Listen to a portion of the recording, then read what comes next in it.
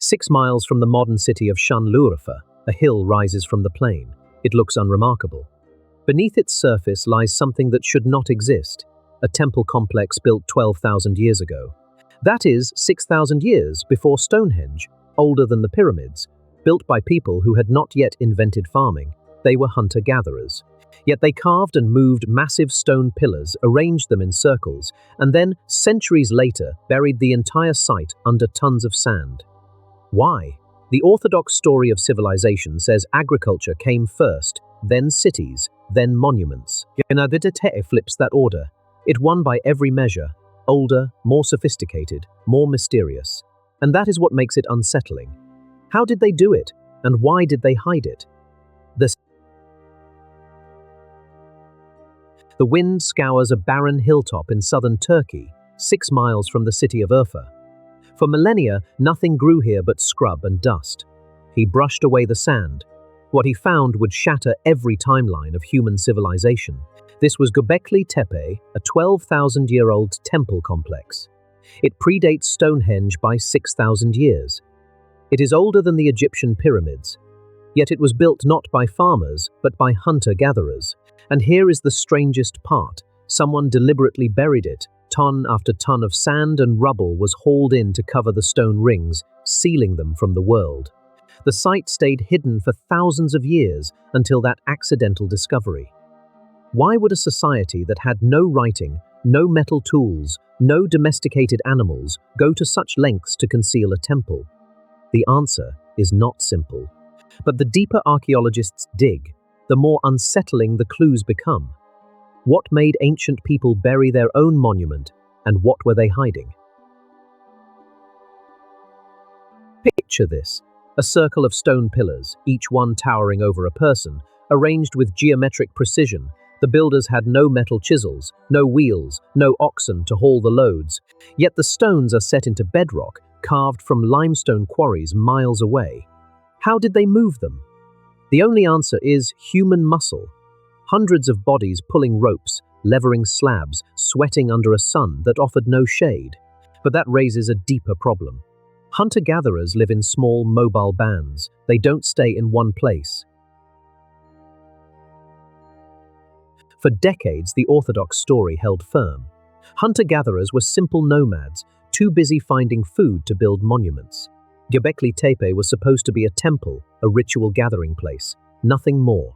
But the deeper archaeologists dig, the more that explanation crumbles. They found grinding stones. Not just a few, but hundreds, worn down by processing grain.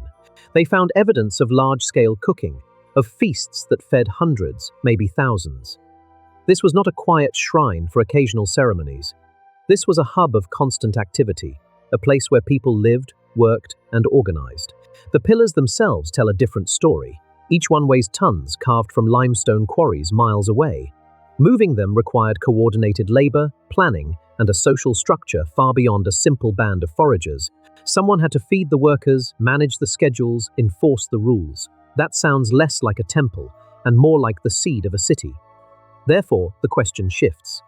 If this was not just a temple, what was it? A marketplace, a political center, a permanent settlement that predates agriculture itself. The evidence points to a society that was already complex before they ever planted a single seed. Excavations are forcing archaeologists to rethink the very roots of civilization. What were they doing here that archaeologists missed for decades? For decades, the textbook timeline was simple. First came farming, then villages, then monuments. Gobekli Tepe shatters that order. It predates Stonehenge by 6,000 years. It is older than the pyramids. Yet those hunter-gatherers, nomads with no permanent homes, no domesticated crops, somehow carved and moved stone pillars weighing tons. They arranged them in precise circles. They did this before anyone had invented the wheel, before metal tools, before writing. The orthodox story says complex society requires agriculture. But here, the temple came first. Therefore, the question flips. Maybe the need to build a sacred place forced people to settle, to farm, to organize. The site was not a final achievement of civilization. It was the spark. Excavations reveal grinding tools for wild grains, but no sign of domesticated plants. These people were still hunter-gatherers, yet they coordinated labor on a staggering scale. They quarried limestone, carved T-shaped pillars, erected them in rings. Then, for reasons unknown, they buried the entire complex under tons of rubble. They hid it, and that burial preserved it for 12 millennia. Now, every new layer dug up forces archaeologists to rewrite the story of human progress. What does this mean for everything we thought we knew about progress? The diggers have barely scratched the surface. After decades of work, only a tiny fraction of Gobekli Tepe has seen daylight. The rest, dozens of enclosures, perhaps hundreds of pillars, lies hidden under the same sand that preserved it for 12 millennia. Therefore, every answer the site has given us comes with a caveat. It's incomplete. Ground-penetrating radar reveals a sprawling complex far larger than the exposed circles.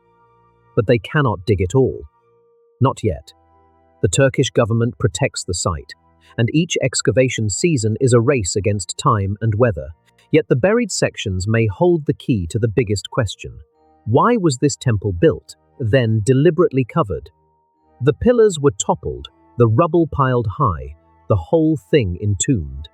That burial was not an accident. It was a choice. A civilization that could carve stone and organize labor also chose to hide its greatest monument. What were they hiding? The sand holds its secrets, but the radar shows shapes, more circles, more T-shaped pillars, more mysteries. What else could be buried beneath the sand? For decades, the textbook timeline was simple. First came farming, then villages, then temples.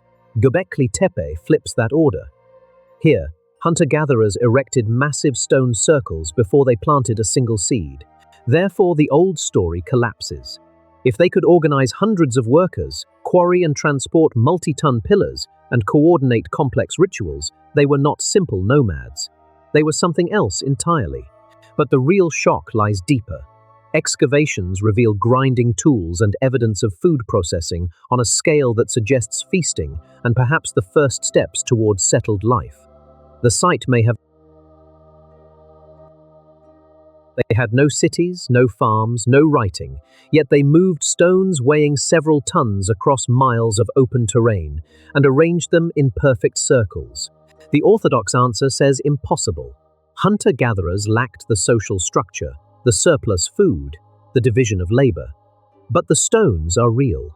Located just 6 miles from the modern city of Şanlıurfa, this site predates Stonehenge by 6,000 years, older than the pyramids. And it was deliberately buried under sand, sealed away for millennia. So how did they do it? The turning point comes when you stop asking how they built it and start asking why they needed to. The answer is one punchy line.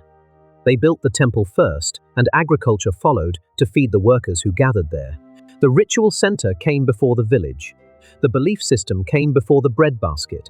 And when the climate shifted, when the old gods fell silent, they didn't abandon the site, they buried it carefully, intentionally, as if preserving a message for a future that hadn't yet arrived.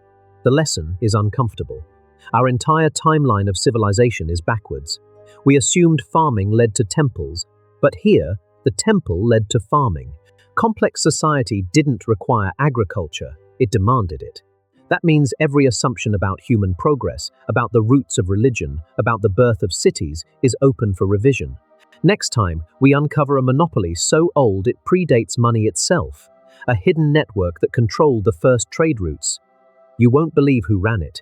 This is the monopoly matrix, where the past is never settled.